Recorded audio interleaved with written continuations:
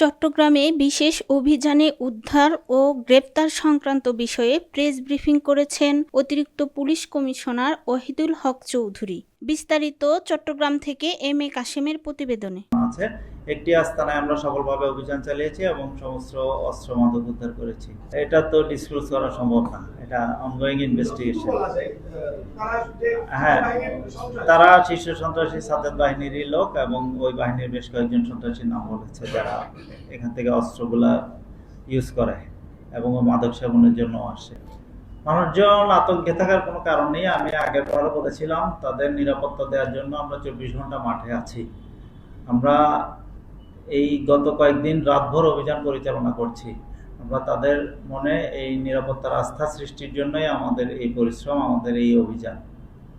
ইনশাল্লাহ আমাদের সফলতা আসছে, সামনে আরো আসবে। টোটাল সংখ্যাটা আপনাকে জানানো হবে। হ্যাঁ, ওই অস্ত্র বিষয়ে আমরা পেয়েছি, যে দুজন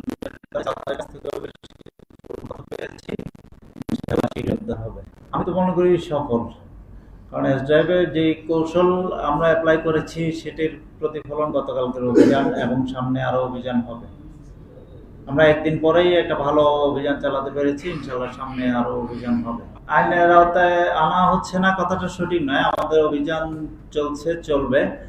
আর মাদক স্পট বলতে আসলে যেমন আপনারা বলে থাকেন যে মাদক স্পট ঘুরিয়ে দেওয়া হচ্ছে না কেন, এগুলো বেশিরভাগ হচ্ছে ভাড়া বাড়িতে করে, সেমি পাকা ঘর যেগুলোতে শ্রমিক শ্রেণীর লোকজন থাকে।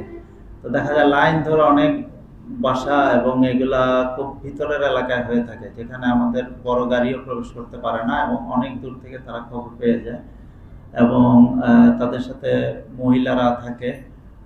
তো আমরা আমাদের অভিযান পরিচালনা করছি, কার্যক্রম অব্যাহত আছে।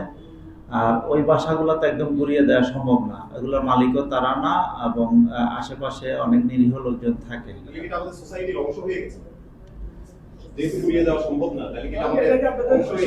না, ঘুরিয়ে দেওয়া তো আসলে আইনের মধ্যে পড়ে না, বাড়িঘর ঘুরিয়ে দেয়া। তাদেরকে আমরা গ্রেপ্তার করি, সংশ্লিষ্ট ধারায় চালান দিই। আমরা একদম পুরো রাত সবাই বাইরে থাকি। সম্মানিত পুলিশ কমিশনার মহোদয়ের নির্দেশে আমাদের একদম প্রত্যেকটা অফিসার, একদম এডিশনাল কমিশনার আমরা দুইজন আছি, আমরা দুইজনেই পুরো রাত বাইরে থাকি। আমরা অভিযান পরিচালনা করছি। তো নিরাপত্তা নিয়ে শঙ্কিত হওয়ার কোনো কারণ নেই।